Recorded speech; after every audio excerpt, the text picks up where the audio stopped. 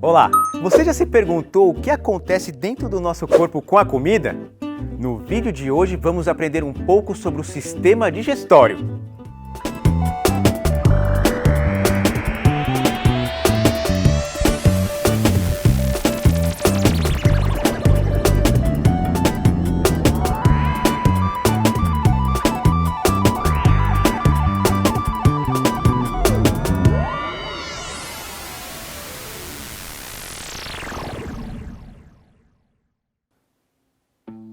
O ser humano é um organismo formado por vários sistemas. Quer ver? Vamos acionar o nosso corpo humano. Olha só, temos o sistema circulatório, o respiratório, o urinário, o digestório, entre outros. Juntos, eles formam o nosso corpo e cada um deles tem funções essenciais para a nossa sobrevivência. Vamos ver a função do sistema digestório? O sistema digestório é responsável por transformar o alimento que comemos e absorver os nutrientes em nosso corpo. Aqui, o alimento que comemos passa pela boca, faringe, esôfago, estômago, intestino delgado, intestino grosso e, por final, passa pelo reto e sai pelo ânus.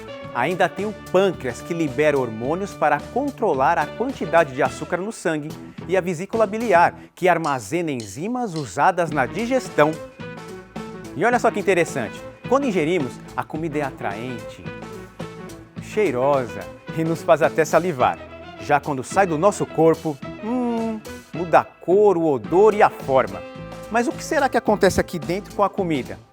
É esse mistério que vamos desvendar agora. Você já ouviu falar que a digestão começa pela boca? Será que isso é verdade? Depois que lavamos as mãos e vamos comer, ao levar o alimento para a boca, mastigamos com os dentes, não é verdade? Os dentes servem para prender, cortar e morder os alimentos, separando tudo em pedaços menores. E como sabemos se o que estamos comendo é gostoso ou não? Na boca, principalmente na língua, como vemos aqui, encontramos inúmeras papilas gustativas. Elas reconhecem o sabor das coisas que ingerimos e nos ajudam a identificar se devemos ou não engolir. Na boca também encontramos glândulas que formam a saliva.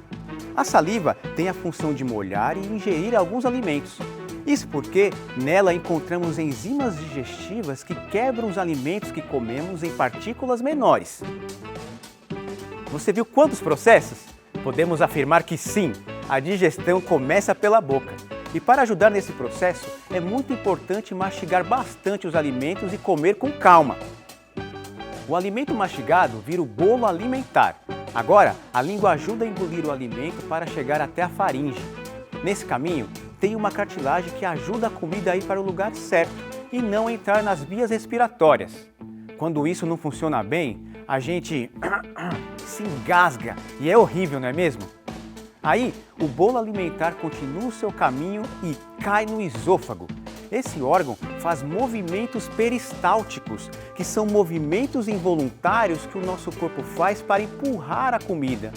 É por isso que ela não retorna depois que engolimos, a não ser que você vomite, é claro. No esôfago, esses movimentos levam o bolo alimentar até o estômago. Chegando no estômago, o bolo alimentar é mergulhado em um líquido ácido chamado suco gástrico. Nele, muitas moléculas são quebradas, digerindo os alimentos e eliminando alguns micro-organismos. Mas o que acontece quando a gente vomita? Bom, o vômito é uma forma do nosso corpo rejeitar os alimentos que podem fazer mal para a gente. Nesse processo, o corpo também faz movimentos peristálticos para expelir a comida. Após passar pelo estômago, o bolo alimentar se transforma em uma pasta espessa chamada de quimo. Continuando o percurso, depois do estômago, o quimo vai para o intestino delgado. Você tem a ideia de mais ou menos qual é o comprimento do intestino delgado para uma pessoa adulta? O intestino delgado tem cerca de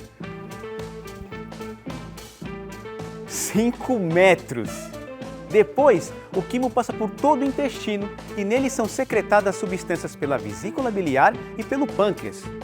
Como uma máquina a todo vapor, essas substâncias transformam o quimo em uma massa líquida chamada de quilo.